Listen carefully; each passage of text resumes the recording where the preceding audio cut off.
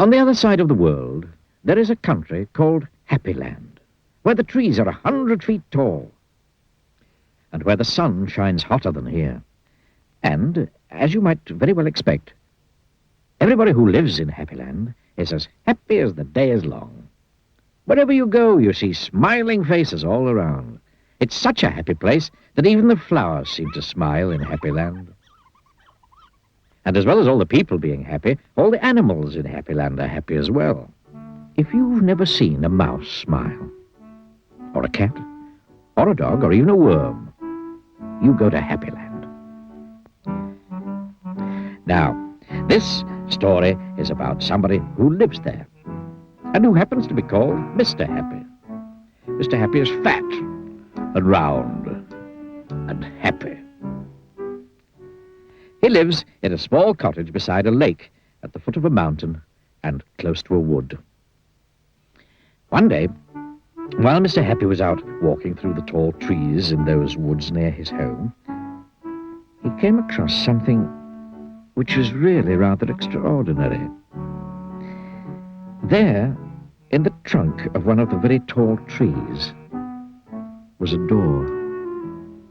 Not a very large door, but nevertheless, a door. A small, narrow, yellow door. I wonder who lives here, thought Mr. Happy to himself. And he turned the handle of that small, narrow, yellow door.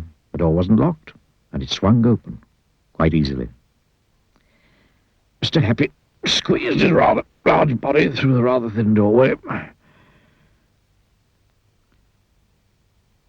Just inside the small, narrow yellow door was a small, narrow, winding staircase leading downwards. The stairs went round and round and down and down and round and round and down and down. Eventually, after a long time, Mr. Happy reached the bottom of the staircase. He looked around and saw, there in front of him, another small, narrow door, but this one was red. Mr. Happy knocked at the door. "Who's there?" said a voice. Sad, squeaky sort of voice. "Who's there?" Mr. Happy pushed open the red door slowly. And who do you think he saw? There, sitting on a stool, was somebody who looked exactly like Mr. Happy, except that he didn't look happy at all. In fact, he looked downright miserable. "Hello, Mr. Happy." "I'm Mr. Happy." "Oh, how are you indeed?" sniffed the person who looked like Mr. Happy but wasn't. "Well, my name's Mr. Miserable, and I'm the most miserable person in the world." "Why are you so miserable?" asked Mr. Happy. "Because I am," replied Mr. Miserable. "How would you like to be happy, like me?" asked Mr. Happy. "I'd give anything to be happy," said Mr. Miserable. "Well, I'm so miserable I don't think I ever could be happy," he added miserably. Mr. Happy made up his mind quickly. "Follow me," he said. "Where to?" asked Mr. Miserable. "Don't argue," said Mr. Happy. And he went out through the small, narrow red door. Mr. Miserable hesitated, and then followed. Up and up the winding staircase they went. Up and round and round and up and round and round and up until they came out through the yellow door and into the wood. "Follow me," said Mr. Happy again, and they both set off through the wood back to Mr. Happy's cottage. Mr. Miserable stayed in Mr. Happy's cottage for quite some time. And during that time, the most remarkable thing happened. Because he was living in Happy Land, Mr. Miserable, ever so slowly, stopped being miserable. The corners of his mouth stopped turning down, and ever so slowly started turning up.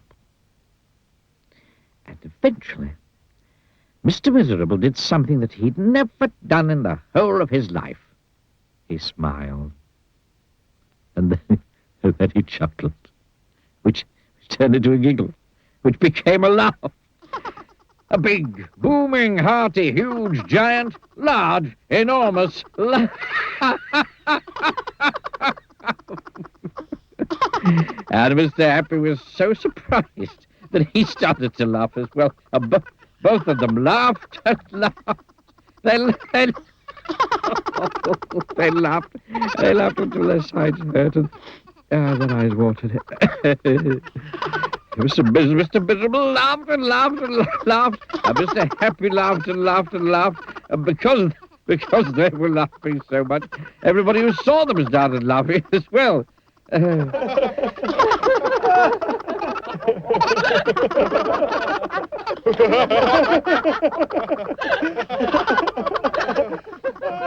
the birds started, in the trees started to laugh at the thought of somebody called Mr. Miserable who just couldn't stop laughing.